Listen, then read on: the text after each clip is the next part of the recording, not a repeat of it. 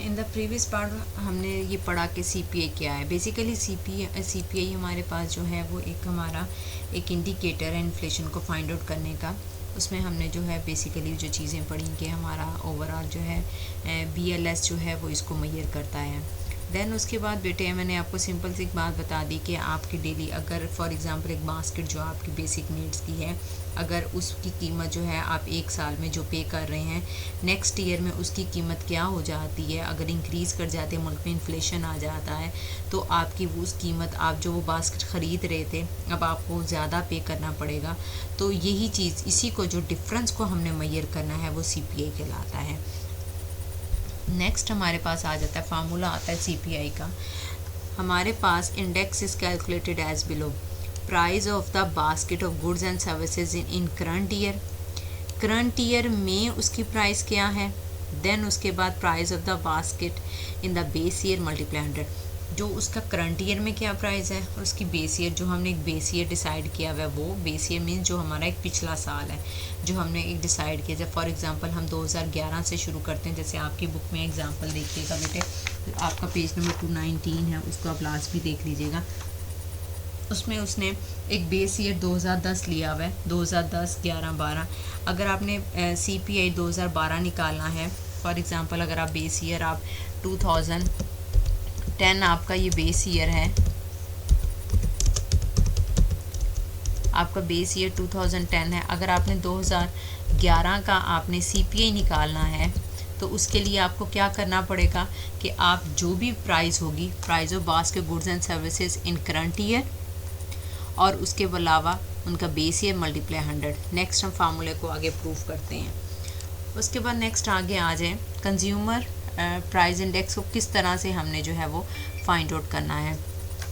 इसमें बेटे for example हम एक बात करते हैं कि एग्जांपल ही हमने आपकी बुक में भी उसी ने इसी तरह से 2 गुड्स की बात की हुई है, 2 गुड्स हैं, हम भी इसी तरह 2 गुड्स को बेस ईयर में हम लेंगे।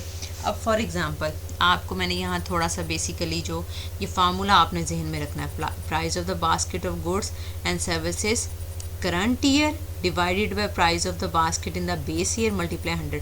अब बास्केट क्या है, जो आपने उस साल में एक समझें कि आपने एक पेयर बनाया कि आपने वो हर हालत में लेना है, उसको उसने एक बास्केट का नाम दे दिया यहाँ पे। अब बेस ईयर 2 गुड्स हैं हमारे पास, cost of the basket of goods मैं यहाँ पे सिर्फ 2 साल का आपका डाटा ले रही हूँ। Cost of the basket goods in 2010 ₹8 पर बास्केट थी, ठीक हो गया। मीन्स आपकी ₹8 जो है वो पर बास्केट है। और cost of the basket of goods in 2011 में उसकी कितनी है, 14, यानी इन्फ्लेशन आ गया मुल्क में, उसकी चीज़ की उस बास्केट की कीमत बढ़ गई, ये हम अज्यूम कर रहे हैं, ठीक है। पहले ₹8 था, उसके बाद ₹14। मीन्स हमारा इसमें अब क्या हुआ, अब हमने बताना है कि जी मुल्क में इन्फ्लेशन बढ़ गई। बुक में आपकी डॉलर से रिलेटेड है मैंने, लेकिन इसमें आपको रुपीज़ से जो है वो कर रही हूँ।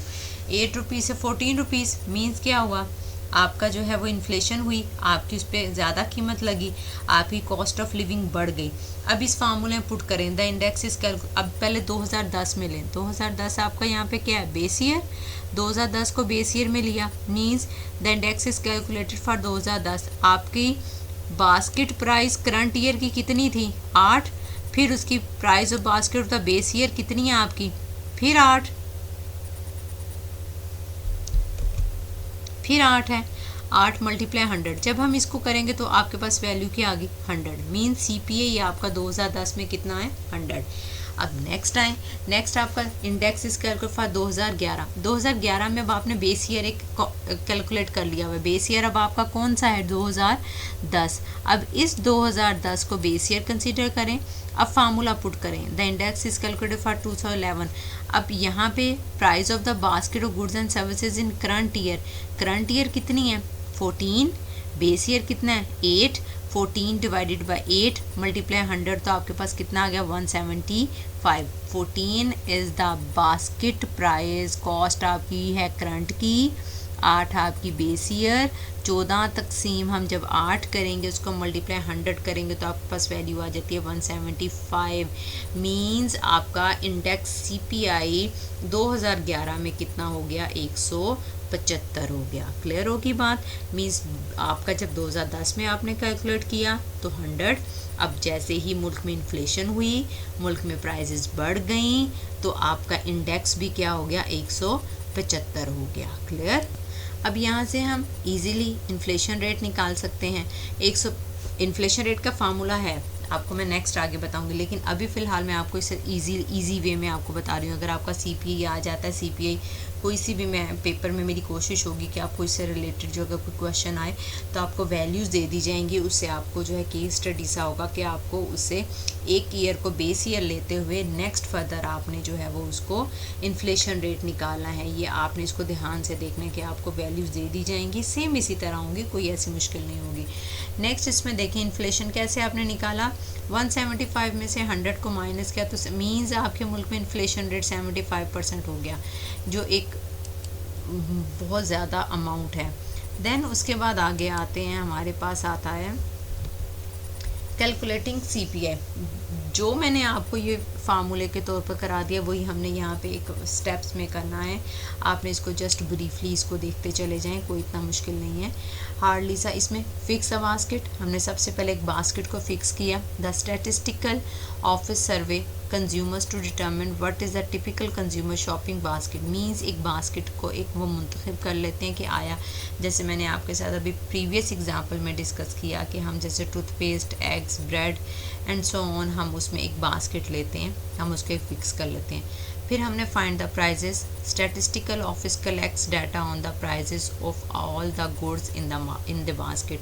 जितनी गुड्स हैं उनकी प्राइजेस क्या क्या थी, उनको वो क्या कर लेते हैं, वो फाइंड आउट कर लेते हैं। Then compute the basket cost, use the prices the compute the total cost of the basket. उसके बाद वो उसकी टोटल कॉस्ट को कंप्यूट, मीन्स पहले 3 स्टेप्स में हमने क्या किया, बास्केट को फिक्स किया, उनकी प्राइजेस फाइंड आउट की, एंड थर्ड वन इज़ उनकी कॉस्ट को कंप्यूट किया। उसके बाद फोर्थ पॉइंट आ जाता है, choose a base year and compute the CPI in each year.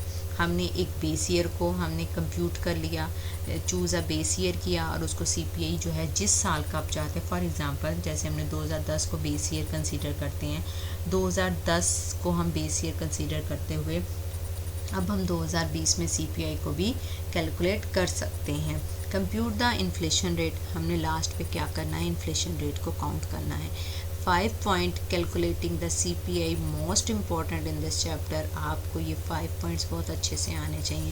First point is fix the basket, second point is find the price, third point is compute the basket cost, fourth is use a base year and compute the CPI in each year, compute the inflation rate. Clear, यहाँ तक आपने इसको देख लेना है।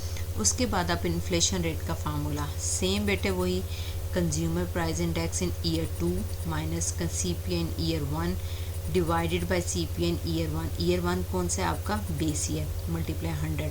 अब देखें अब पिछली एग्जांपल में अगर आप लोगों को याद हो, 2010 में आपका सीपीआई कितना आया था, 8 divided by 8 multiply 100 is equal to 100। आपका इंडेक्स इज कैलकुलेटेड, 2011 में क्या था, 14 थी वैल्यू उसकी, 8 जो बेस ईयर था मल्टीप्लाई 100 175।